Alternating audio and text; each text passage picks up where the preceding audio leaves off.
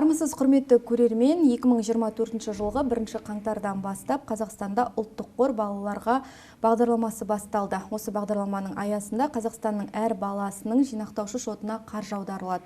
Ол қаражатты болашақта уәкілетті операторлар арқылы таңдалған мақсатқа аударуға болады, мысалы білім алуға немесе баспана жағдайын жақсартуға.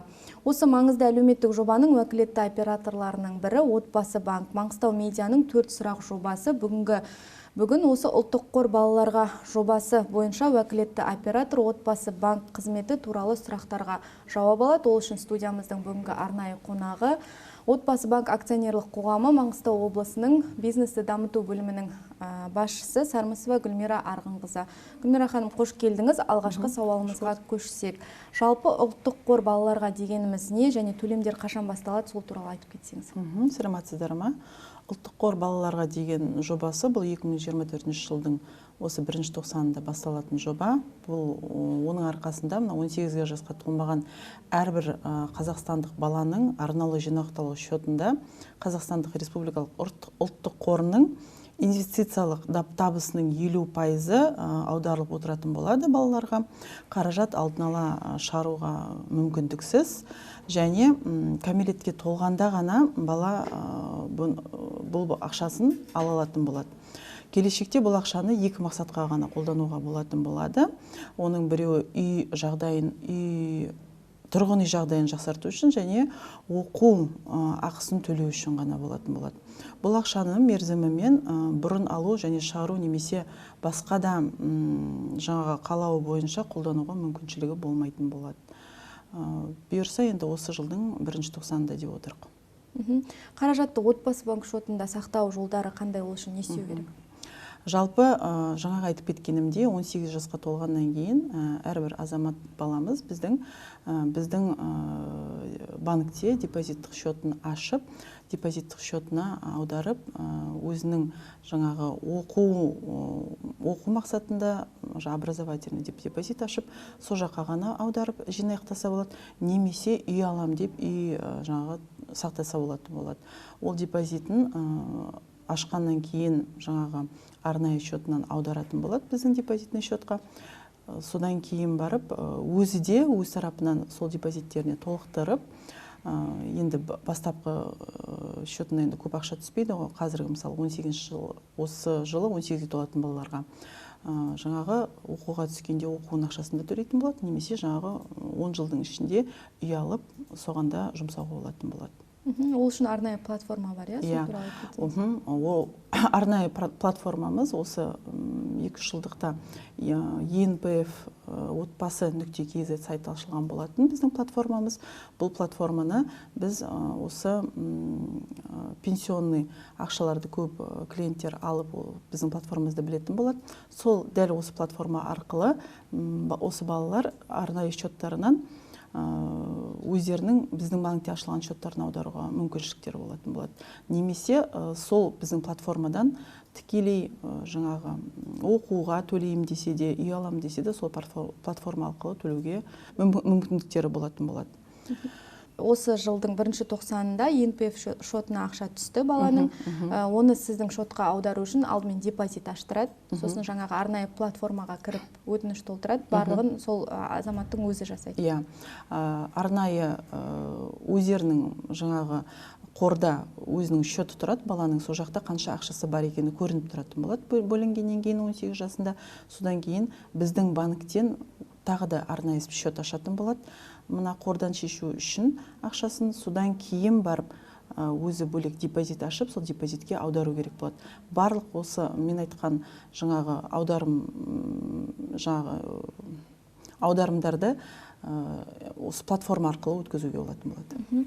Қаражат Отбасы банк шотына аударылғаннан кейін, оны Отбасы банк арқылы қандай мақсаттарға бағыттай алады және ол Отбасы банк шотында қанша уақыт сақталады? Айтып кеткенімдей, осы ұлттық қорынан аударылған ақша тек қана 2 мақсатқа ғана жүретін болады.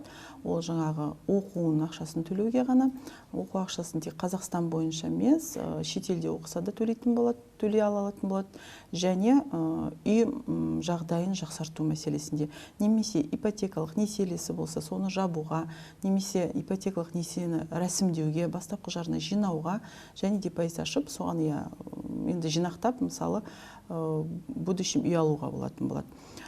Депозитті мысалы мен қазір айтып кететін болсам, депозит ақыл деген депозит ашуға болады біздің банкте. Ақыл депозитінің кемінде 3 жылға ашылатын болады. Жылдық пайызы 12 болып келеді. Бұл депозиттерге мемлекеттік сыйақы жүретін болады. Қазіргі таңда жалпы отбасы банкінде балаларға қатысты қандай жинақ шоттарын ашуға болады? Балаларға қатысты жалпы бізде деген ауылден балаларға арналған депозиттер бар. Стандарттық бағдарлама балаларға ашылған депозит, ашуға болатын депозит, және арнау деген депозит бар бізде балаларға ашатын, және осы қазіргі ақпан айынан бастап ашылатын бізде ақыл деген депозит бар. Ақыл депозитін айтып кететін болсақ, қазіргі 12%бен 3 жылға 12%дық жылдық пайызы болатын болады, және мемлекеттік сыйақы болады. Мемлекеттік сыйақы мысалы барлық біздің жаңағы клиенттерімізге 5%бен болады. Немесе мысалы кезекте тұрған жанұялар, олар көп балалы аналар, мысалы жетімдер, және тағы да осындай категорияда тұрған жаңағы біздің азаматтарға 7%дық мемлекеттік сыйақы жүретін болады. Балаларға счет ашқысы келетін біздің клиенттеріміз қала бойынша ашылған кеңес орталықтарына барса болатын болады. Немесе біздің Instagram парақшамызда, отбасы банктің сайтында көрсетіледі. Маңғыстау облысын таңдаса, сол жақта деген барлық біздің кеңесшілеріміздің жаңағы суреттерімен сол жақта ұялы телефондары болады. Сол жаққа хабарласып, жаңағы осы біздің бағдарлама туралы сұрағысы келсе, барлық информацияны жеткізетін болады, көмектесетін болады. Жалпы қала бойынша бізде деген өзіміздің офисіміз 17-ші шағын ауданда болып келеді, бизнес-центр Бостанда. Қала бойынша бізде деген 29-ші микрорайонда Алтын Орда, 28-ші микрорайонда Ақмаржан, сосын Шығыс 1-дегі Маңғыстау орталығында, 8-ші шағын ауданда барлық жерлерде бізде кеңес орталықтары орналасқан. 7-8 кеңес орталығы бар. Сол кеңес орталықтарына біздің кеңесшілеріміз барлық информацияны беріп, депозиттерін ашып беретін болады. Мынадай бір сұрақ қойып кетейінші. Мысалы, жаңа ұлттық қор балаларға жобасынан ақша аудару үшін бірнеше уәкілетті операторлар болады, демек басқа банктерде болады. Соның ішінде не үшін отбасы банкті таңдау керек? Егер мысалы сол ұлттық қор балаларға жобасынан түскен ақша мен бастапқы төлем ретінде төлеп ипотека рәсімдейтін болса, мысалы жеңілдіктер қарастырылама, қандай? Әрине, бұл сұрағыңызға жауап бере аламын. Жалпы енді платформа туралы айтатын болсақ, ұлттық қормен ең бастан мысалы мына жаңағы пенсион ақша түскеннен бастап ең бірінші платформамен жұмыс жасаған біздің банк болатынын өзіңіз білесіз. Платформаның жұмыс жасау мақсаты деген қазіргі кезде ешқандай жаңағы проблемасыз жұмыс жасайды.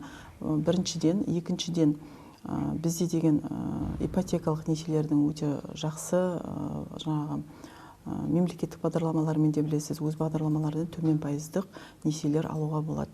Егер балаңыз грантқа оқуға түсіп, мысалы, оның ақшасы сізге жаңағы оқуына төлеу керек болмай, мен балам үйлі болсын, осы ақшасы үйіне керек болады ғой деп, мысалы, жинауға болады.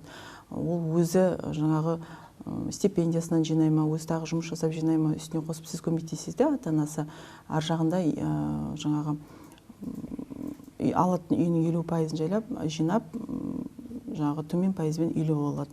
Ең басты біздің жаңағы басқа банктерден бөлінетін осы біздің преимуществомыз осы болып келеді. Бүгінгі қозғаған тақырыбымызға байланысты маңызды ақпараттарды біле алдық деген ойдамыз. Келесі эфирде жүздескенше аман сау болыңыздар.